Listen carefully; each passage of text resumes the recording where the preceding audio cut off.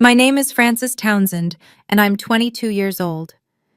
2 weeks ago, I stood on a graduation stage in front of 3,000 people, while my parents, the same people who refused to pay for my education because I wasn't worth the investment, sat in the front row with their faces drained of all color.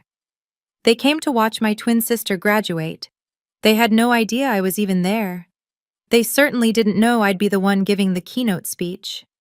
But this story doesn't begin at graduation. It begins 4 years earlier, in my parents' living room, when my father looked me straight in the eyes and said something I will never forget. Before I continue, please take a moment to like and subscribe, but only if you truly enjoy this story. And let me know in the comments, where are you watching from, and what time is it there? Now let me take you back to that summer evening in 2021. The acceptance letters arrived on the same Tuesday afternoon in April. Victoria got into Whitmore University, a prestigious private school with a price tag of $65,000 a year.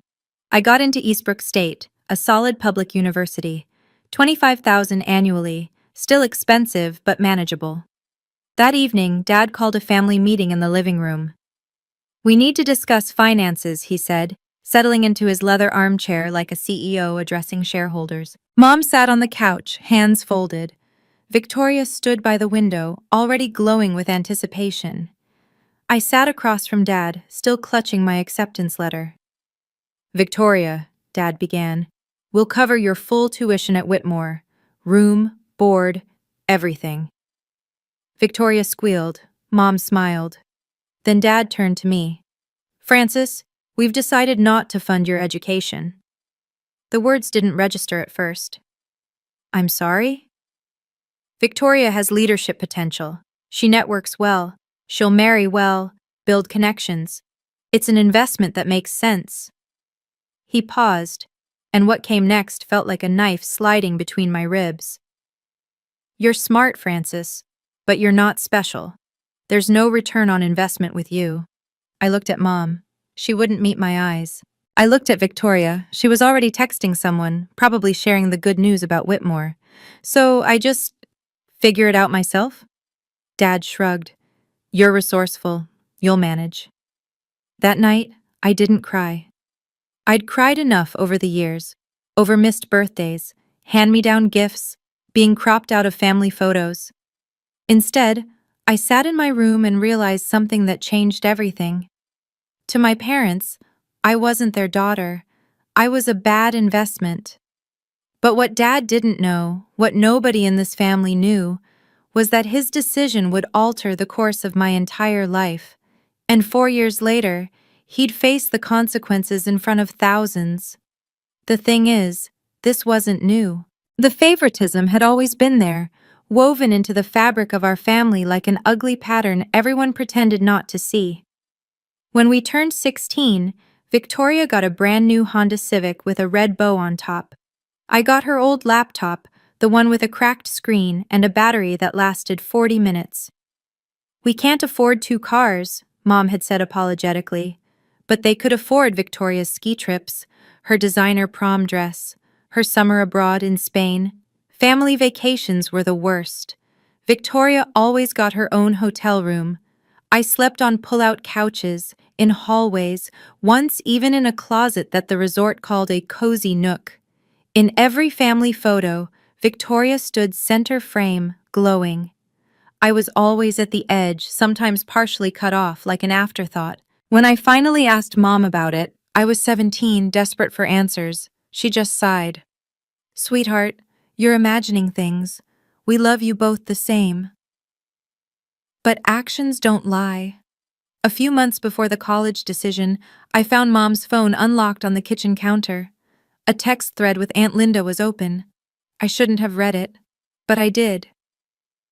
"Poor Frances," Mom had written. "But Harold's right. She doesn't stand out. We have to be practical." I put the phone down and walked away.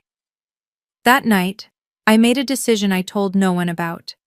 Not because I wanted revenge, because I wanted to prove something to myself. I opened my laptop, the cracked one with the dying battery, and typed into the search bar, "Full scholarships for independent students." The results loaded slowly, but what I found would change everything. I did the math at 2 a.m., sitting on my bedroom floor with a notebook and a calculator. Eastbrook State, $25,000 per year. 4 years, $100,000. Parents' contribution, $0. My savings from summer jobs, $2,300. The gap was staggering. If I couldn't close it, I had 3 options. Drop out before I even started. Take on 6 figures of student debt that would follow me for decades. Or go part-time, stretching a 4-year degree into 7 or 8 while working full-time. Every path led to the same place, becoming exactly what my father said I was. The failure. The bad investment. The twin who didn't make it. I could already hear the family conversations at Thanksgiving. Victoria's doing so well at Whitmore. Frances? Oh, she's still figuring things out. But this wasn't just about proving them wrong. It was about proving myself right. I scrolled through scholarship databases until my eyes burned. Most required recommendations, essays, proof of financial need. Some were scams. Others had deadlines that had already passed. Then I found something. Eastbrook had a merit scholarship program for first-generation and independent students. Full tuition coverage plus a living stipend. The catch? Only 5 students per year were selected. The competition was brutal. I saved the link. Then I kept scrolling. And that's when I first saw the name that would eventually change my life. The Whitfield Scholarship. Full ride, $10,000 annually for living expenses. Awarded to only 20 students nationwide. I laughed out loud. 20 students in the entire country. What chance did I have? But I bookmarked it anyway. I had 2 choices. Accept the life my parents designed for me, or design my own. I chose the second. But to do that, I needed a plan. And I needed it immediately. I filled an entire notebook that summer. Every page was a calculation. Every margin was covered in plans. Job number 1. Barista at the Morning Grind, a campus cafe. Shift, 5 to 8 a.m. Estimated monthly income, $800. Job number 2. Cleaning crew for the residence halls. Weekends only. $400 a month. Job number 3. Teaching assistant for the economics department if I could land it, another $300. Total, $1,500 per month, roughly $18,000 a year. Still $7,000 short of tuition. That gap would have to come from scholarships. Merit-based ones. The kind you earn, not the kind you're handed. I found the cheapest housing option within walking distance of campus, a tiny room in a house shared with 4 other students. $300 a month, utilities included. No parking, no AC, no privacy. It would have to do. My schedule crystallized into something brutal but precise. 5 a.m. Work at the cafe. 9 a.m. to 5 p.m. Classes. 6 p.m. to 10 p.m. Study, work, or TA duties. Sleep. 11 p.m. to 4 a.m. 4 to 5 hours a night. For 4 years. The week before I left for college, Victoria posted photos from her Cancun trip with friends. Sunset beaches, margaritas, laughter. I was packing my thrift store comforter into a second-hand suitcase. Our lives were already diverging, and we hadn't even started yet. But here's what kept me going. Every night before sleep, I'd whisper the same thing to myself. This is the price of freedom. Freedom from their expectations. Freedom from their judgment. Freedom from needing their approval. I didn't know then how right I'd be, and I didn't know that somewhere on the Eastbrook campus, there was a professor who would see something in me that my own parents never could. Freshman year Thanksgiving. I sat alone in my tiny rented room, phone pressed to my ear, listening to the sounds of home. Laughter in the background, the clink of dishes, the warm chaos of a family gathering I wasn't part of. Hello? Frances? Mom's voice was distant, distracted. Hi, Mom. Happy Thanksgiving. Oh, yes, happy Thanksgiving, honey. How are you? I'm okay. Is Dad there? Can I talk to him? A pause. Then I heard his voice in the background, muffled but clear. Tell her I'm busy. The words landed like stones. Mom's voice returned, artificially bright. Your father's just in the middle of something. Victoria was telling the funniest story. It's fine, Mom. Are you eating enough? Do you need anything? I looked around my room, at the instant ramen on my desk, at the second-hand blanket, at the textbook I'd borrowed from the library because I couldn't afford to buy it. No, Mom, I don't need anything. Okay, well, we love you. Love you too. I hung up. Then I opened Facebook. The first thing in my feed was a photo Victoria had just posted. Mom, Dad, and Victoria at the dining table, candles lit, turkey gleaming. The caption? Thankful for my amazing family. My amazing family. I zoomed in on the photo. 3 place settings, 3 chairs, not 4. They hadn't even set a place for me. I sat there for a long time, staring at that image. Something shifted inside me that night. The ache I'd carried for years, the longing for their approval, their attention, their love. It didn't disappear, but it changed. It hollowed out. And where the pain used to be, there was only quiet emptiness. Strangely, that emptiness gave me something the pain never had. Clarity. Second semester freshman year, Microeconomics 101. Dr. Margaret Smith was legendary at Eastbrook. 30 years of teaching, published in every major journal, terrifying reputation. Students whispered that she hadn't given an A in 5 years. I sat in the 3rd row, took meticulous notes, and turned in my first essay expecting a B- at best. The paper came back with 2 letters at the top, A+. Beneath the grade was a note in red ink. See me after class.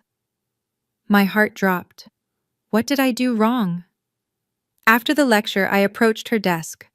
Dr. Smith was already packing her bag, silver hair pulled back in a severe bun, reading glasses perched on her nose. Frances Townsend? Yes, ma'am. Sit down. I sat. She looked at me over her glasses. This essay is one of the best pieces of undergraduate writing I've seen in 20 years. Where did you study before this? Nowhere special. Public high school. Nothing advanced. And your family? Academics? I hesitated. My family doesn't support my education, financially or otherwise. The words came out before I could stop them. Dr. Smith set down her pen. Tell me more. So I did. For the first time, I told someone the whole story. The favoritism, the rejection, the 3 jobs, the 4 hours of sleep. All of it. When I finished, she was quiet for a long moment. Then she said something that changed my trajectory forever. Have you heard of the Whitfield Scholarship? I nodded slowly. I've seen it, but it's impossible.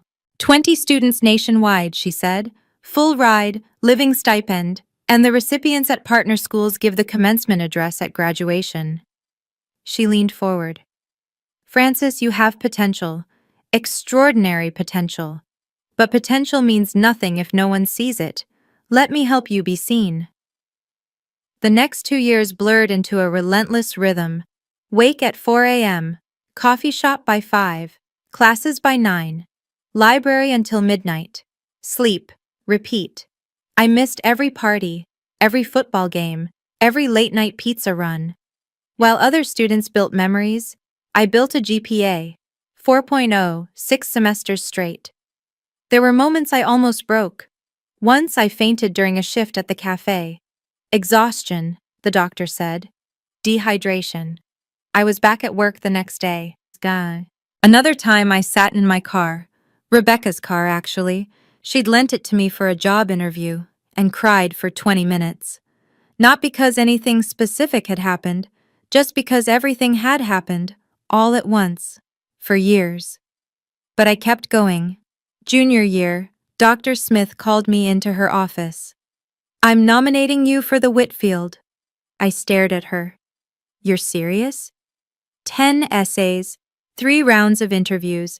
It'll be the hardest thing you've ever done. She paused. But you've already survived harder. The application consumed 3 months of my life.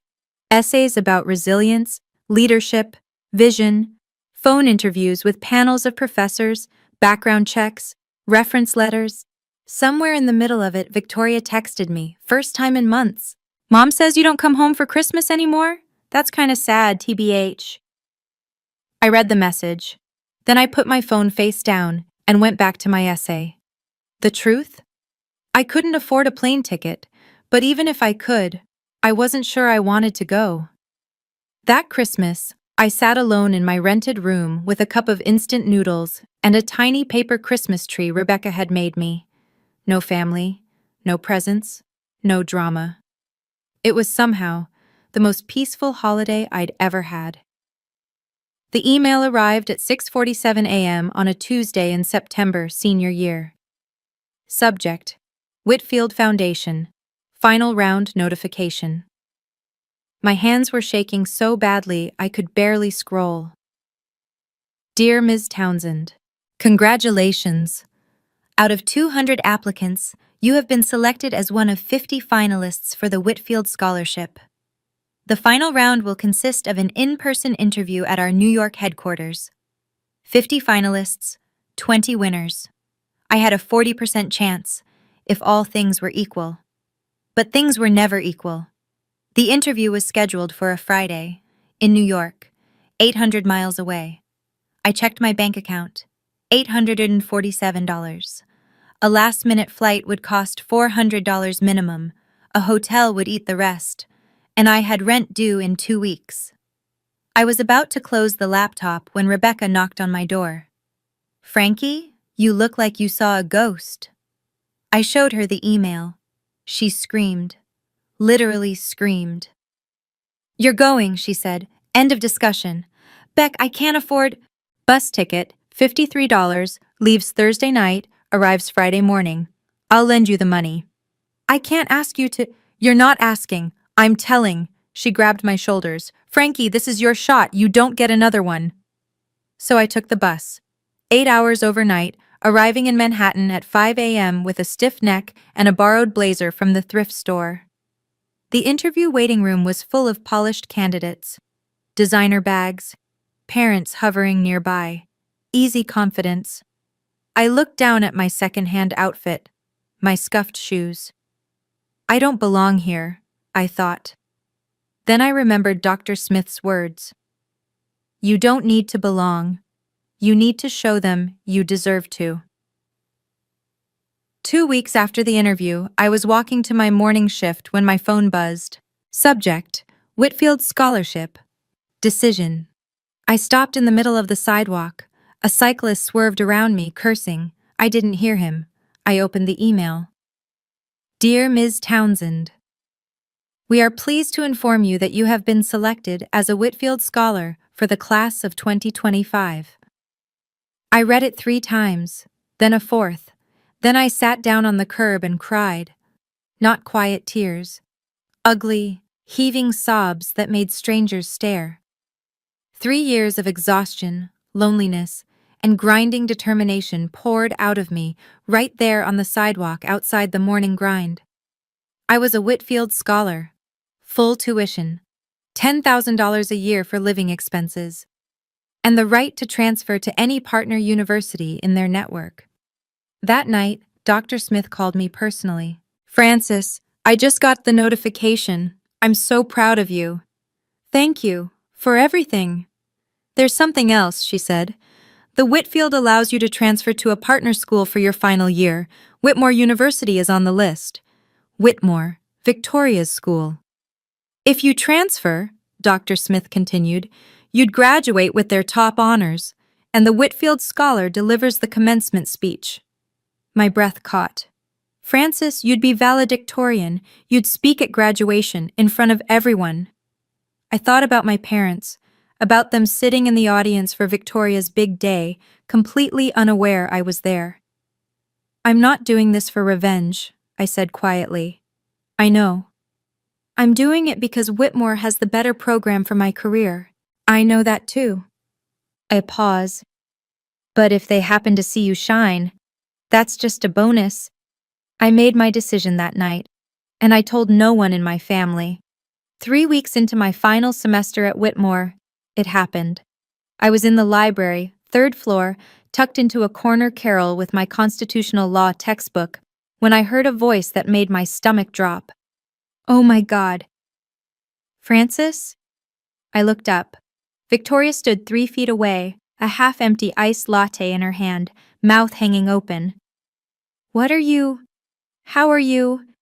She couldn't form a complete sentence. I closed my book calmly. Hi, Victoria.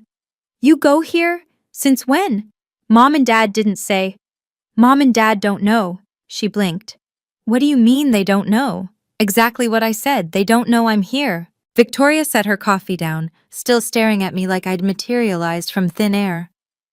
But how? They're not paying for… how did you… I paid for it myself. For Whitmore. I transferred. Scholarship. The word hung between us. Victoria's expression shifted.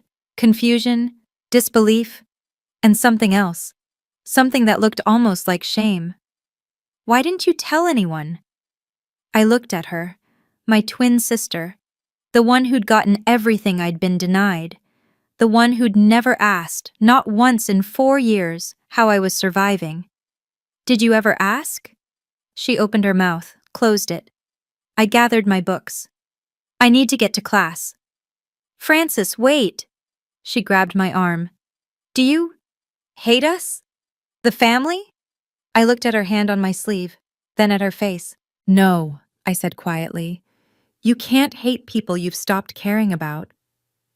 I pulled my arm free and walked away. That night, my phone lit up with missed calls.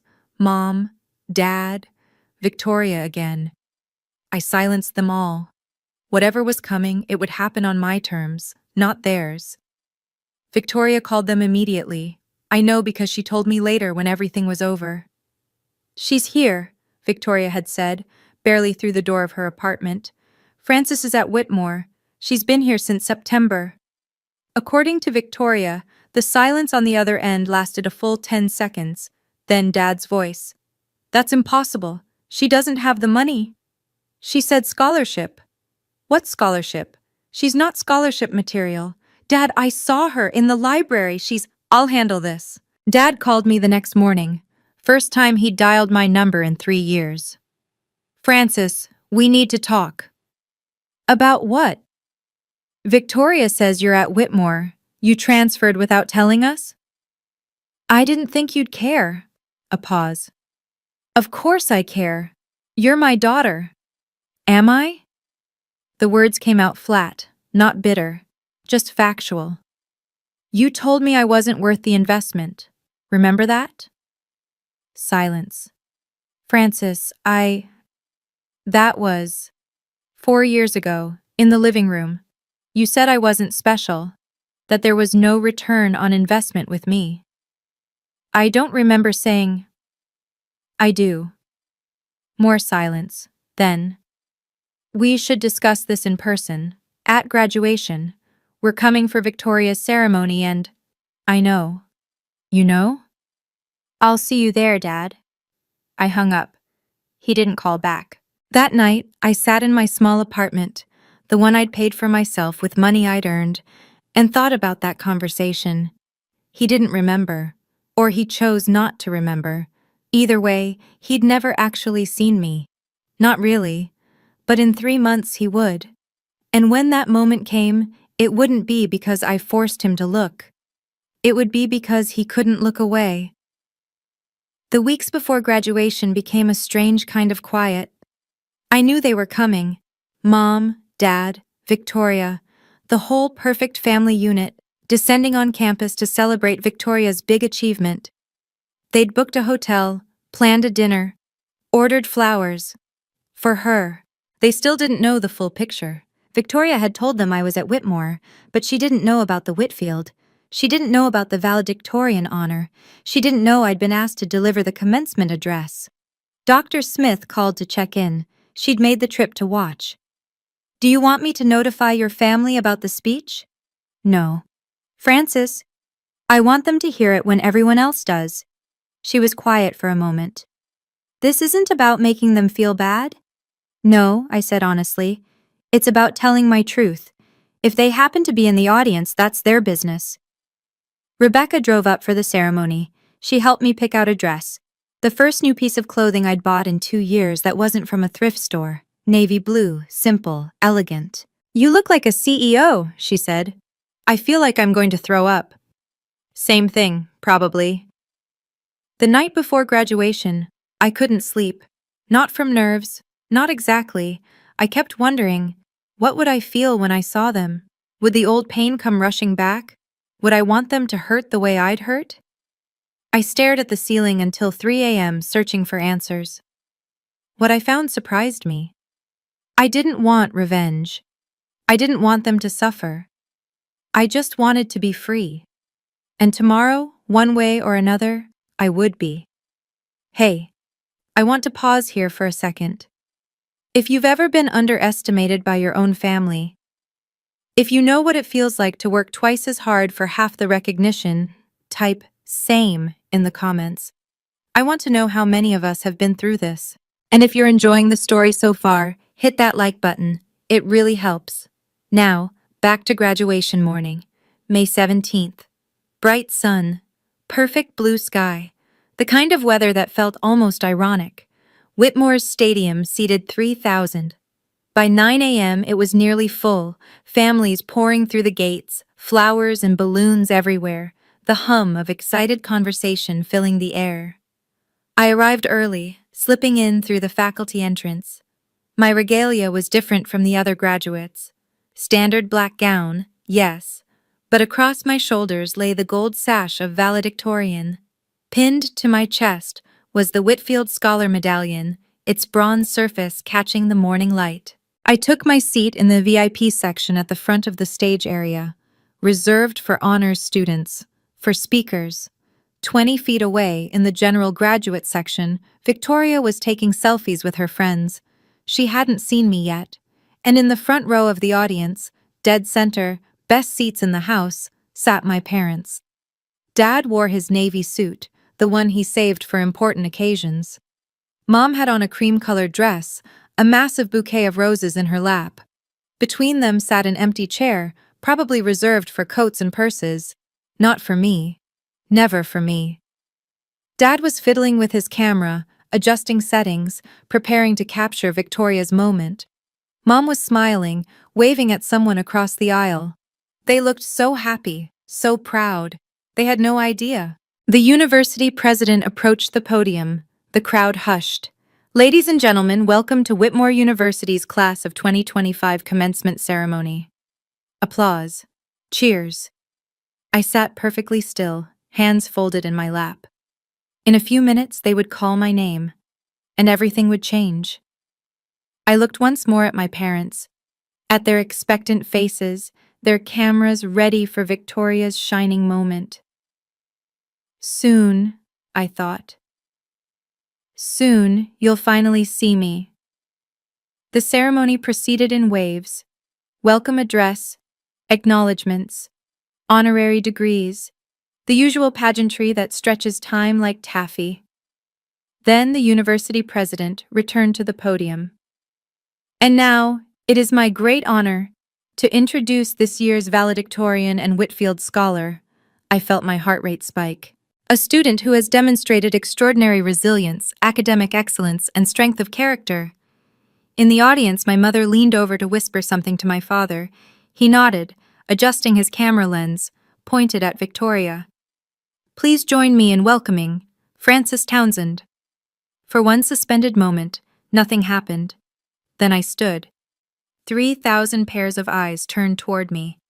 I walked toward the podium, my heels clicking against the stage floor, the gold sash swaying with each step. The Whitfield medallion gleamed against my chest. And in the front row, I watched my parents' faces transform. Dad's hand froze on his camera. Mom's bouquet slipped sideways. Confusion first. Who is that? Then recognition. Wait, is that? Then shock. It can't be. Then nothing but pale, stricken silence.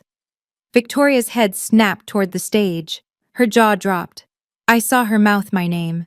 Francis? I reached the podium, adjusted the microphone. 3,000 people applauded.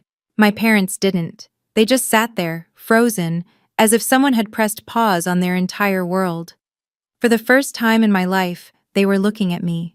Really looking. Not at Victoria, not through me. At me. I let the applause fade. Then I leaned into the microphone. Good morning, everyone. My voice was steady, calm. 4 years ago, I was told I wasn't worth the investment. In the front row, my mother's hand flew to her mouth. Dad's camera hung useless at his side. And I began to speak. I was told I didn't have what it takes. My voice carried across the stadium, amplified by the sound system, steady as a heartbeat. I was told to expect less from myself because others expected less from me. 3,000 people sat in perfect silence. So I learned to expect more. I spoke about the 3 jobs, the 4 hours of sleep, the instant ramen dinners, and the second-hand textbooks. I spoke about what it meant to build something from nothing, not because you wanted to prove anyone wrong, but because you needed to prove yourself right. I didn't name names. I didn't point fingers. I didn't need to. The greatest gift I received wasn't financial support or encouragement. It was the chance to discover who I am without anyone's validation. In the front row, my mother was crying. Not the proud, joyful tears of a graduation ceremony, something raw, something that looked like grief. My father sat motionless, staring at the podium like he was seeing a stranger. Maybe he was.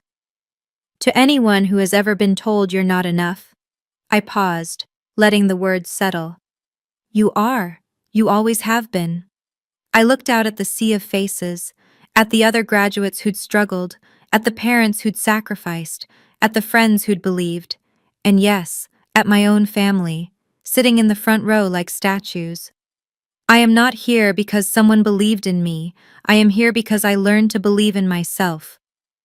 The applause that followed was thunderous. People rose to their feet. Standing ovation. 3,000 people cheering for a girl they'd never met. I stepped back from the podium, and as I descended the stage, I saw James Whitfield III waiting at the bottom. But he wasn't the only one. The reception area buzzed with champagne and congratulations. I was shaking hands with the dean when I saw them approaching. My parents, moving through the crowd like they were wading through water. Dad reached me first. Francis, his voice was hoarse. Why didn't you tell us? I accepted a glass of sparkling water from a passing server, took a sip. Did you ever ask? He opened his mouth, closed it. Mom arrived beside him, mascara streaked down her cheeks. Baby, I'm so sorry, we didn't know. So sorry. You knew. I kept my voice even. You chose not to see. That's not fair, Dad started. Fair? The word came out calm, not sharp. You told me I wasn't worth investing in. You paid $250,000 for Victoria's education and told me to figure it out myself. That's what happened. Mom reached for me. I stepped back. Francis, please. I'm not angry, I said. And I meant it. The anger had burned away years ago, replaced by something cleaner. But I'm not the same person who left your house 4 years ago. Dad's jaw tightened. I made a mistake. I said things I shouldn't have. You said what you believed. I met his eyes. You were right about one thing, though. I wasn't worth the investment, not to you, but I was worth every sacrifice I made for myself. He flinched like I'd struck him. James Whitfield III appeared at my elbow, extending his hand. Miss Townsend, brilliant speech. The foundation is proud to have you. I shook his hand while my parents watched. The founder of one of the nation's most prestigious scholarships, treating their worthless daughter like a treasure. I saw it hit them then. the full weight of what they'd missed, what they'd thrown away. After Mr. Whitfield moved on, I turned back to my parents. They looked smaller somehow, diminished. "I'm not going to pretend everything's fine," I said. "Because it's not." "Francis, please," Mom whispered. "Can we just talk? As a family?" "We are talking. I mean really talk. Come home for the summer, let us—" "No." The word was firm but not harsh. "I have a job in New York. I start in 2 weeks. I won't be coming home." Dad stepped forward. "You're cutting us off? Just like that?" "I'm setting boundaries." I kept my voice steady. "There's a difference." "What do you want from us?" His voice cracked. For the first time in my life, I saw my father look lost. "Tell me what you want, and I'll do it." I considered the question. Really considered it. "I don't want anything from you anymore. That's the point." I took a breath. "But if you want to talk, really talk, you can call me. I might answer, I might not. It depends on whether you're calling to apologize or to make yourself feel better." Mom was crying again. "We love you, Francis. We've always loved you." "Maybe," I said. "But love isn't just words, it's choices, and you made yours." Victoria appeared at the edge of our circle, hovering uncertainly. "Francis," she hesitated. "Congratulations." "Thank you." No hug, no tearful reconciliation, but no cruelty either. "I'll call you sometime," I told her. "If you want." She nodded, eyes wet. "I'd like that." I turned and walked away. Not running, not escaping, just moving forward. Dr. Smith was waiting by the exit, a quiet smile on her face. "You did well," she said. "I'm free," I replied. And for the first time in my life, I meant it.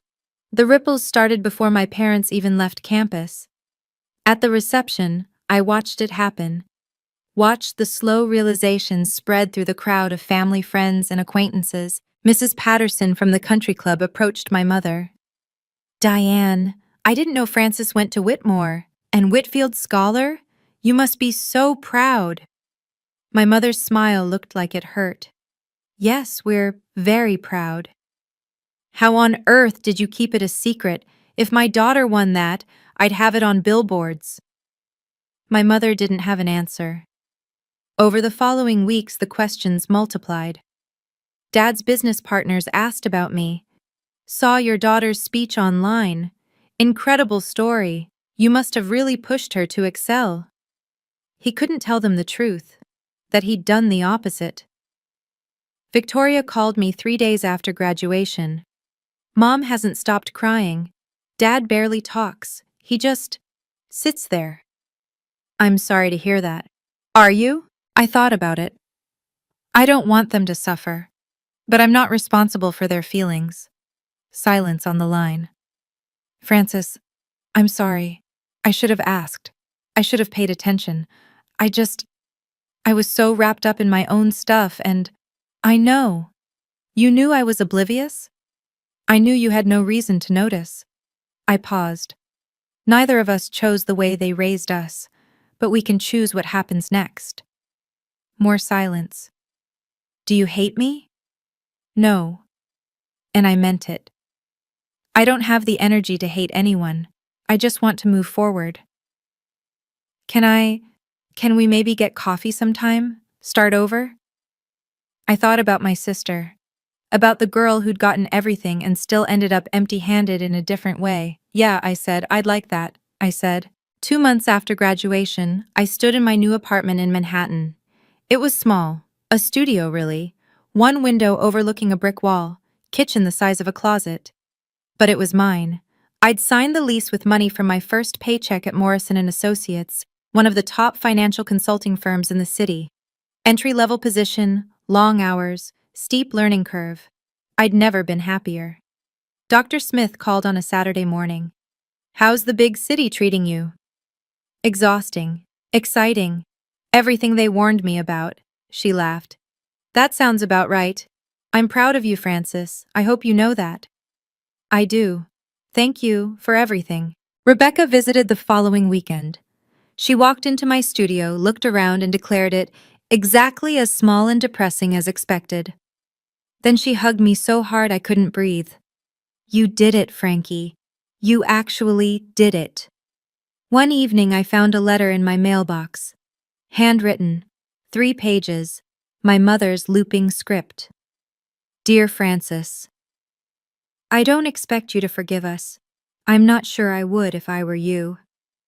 She wrote about regret, about the 1,000 small ways she'd failed me, about watching me on that stage and realizing she'd been looking at a stranger who was also her daughter. I know I can't undo what happened, but I want you to know. I see you now. I see who you've become. And I am so sorry I didn't see you sooner. I read the letter twice, then I folded it carefully and put it in my desk drawer. I didn't reply. Not yet. Not because I was punishing her, but because I needed time to figure out what I wanted to say, if anything. For once, the choice was mine. Okay, we're almost at the end. But I have to ask, if you were in my shoes, would you forgive your parents? Comment yes if you'd forgive them. No if you wouldn't. Or maybe if, like me, you'd need time. And if you haven't subscribed yet, now's the time. We've got so many more stories like this one coming. All right, here's how it all ended. I used to think love was something you earned, that if I was smart enough, good enough, successful enough, my parents would finally see me, that their approval was a prize at the end of some invisible race. 4 years of struggle taught me something different.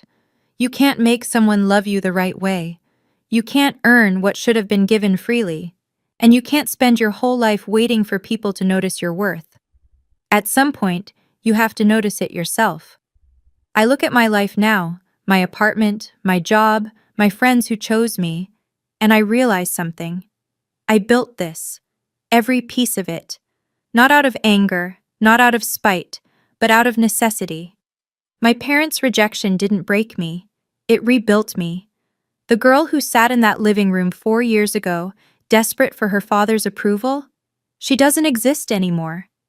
In her place is a woman who knows exactly what she's worth and doesn't need anyone else to validate it. Some nights, I still think about them, about the family dinners I wasn't invited to, the Christmas photos without my face, the $250,000 they spent on my sister while I ate ramen in a rented room.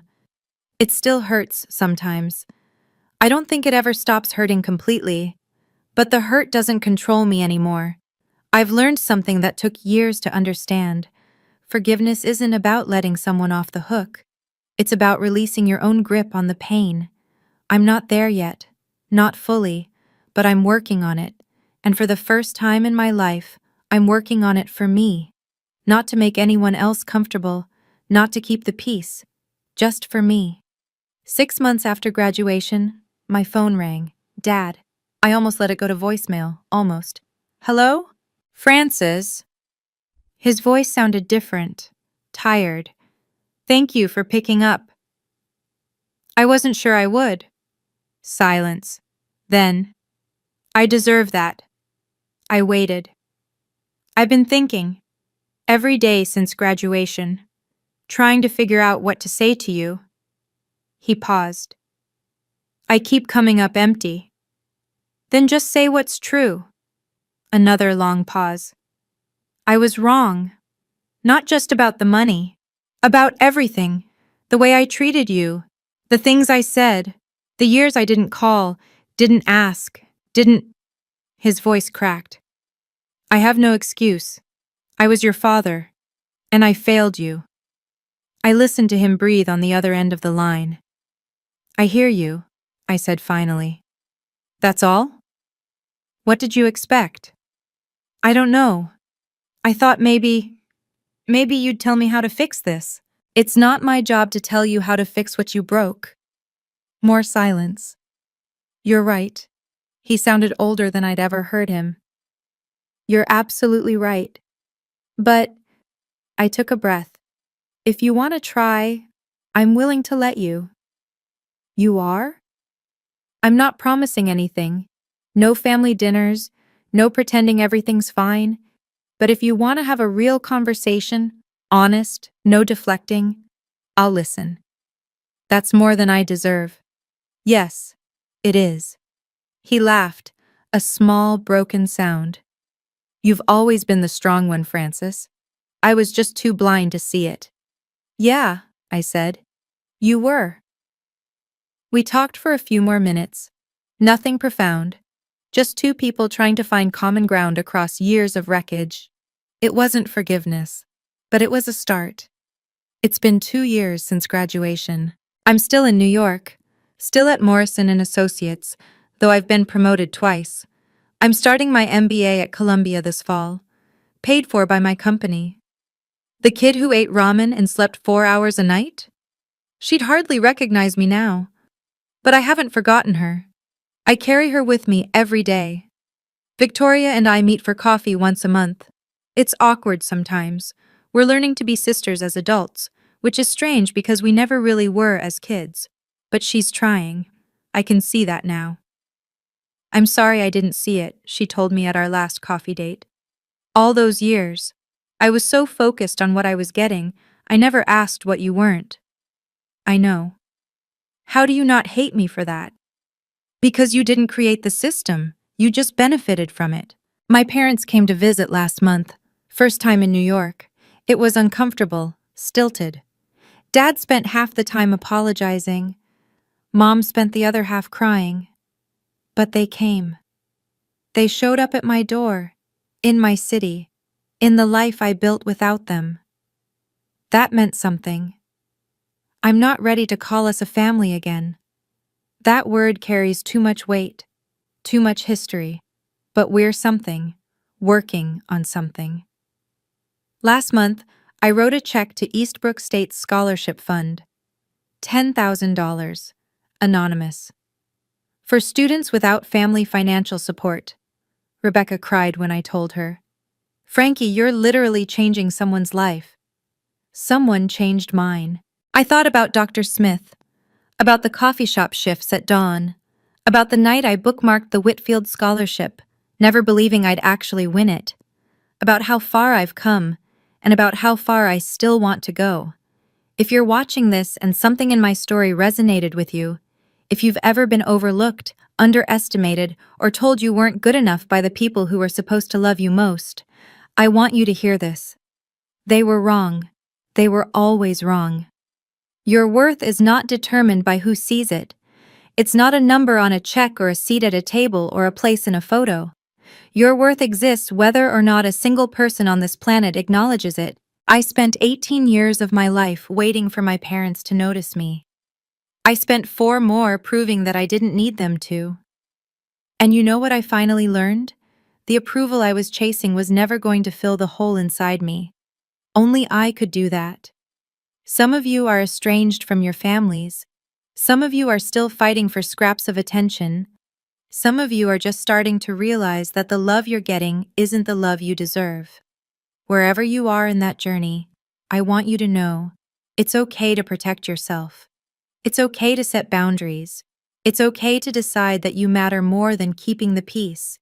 And it's okay to forgive, but only when you're ready, not a moment before. You don't need your parents, your siblings, or anyone else to confirm what you already know. You are enough. You always have been. Take a look in the mirror and say it out loud. I am enough. That's the first step. The rest? That's up to you. But I believe in you. Because if a girl who is called not worth the investment can stand on a stage in front of 3,000 people as a Whitfield scholar, you can do anything. Thank you for staying until the end. If this story meant something to you, share it with someone who needs to hear it. And leave a comment. What part resonated with you the most? Don't forget to subscribe and hit the bell so you don't miss our next story. There are more family drama stories waiting for you in the description below. See you in the next one.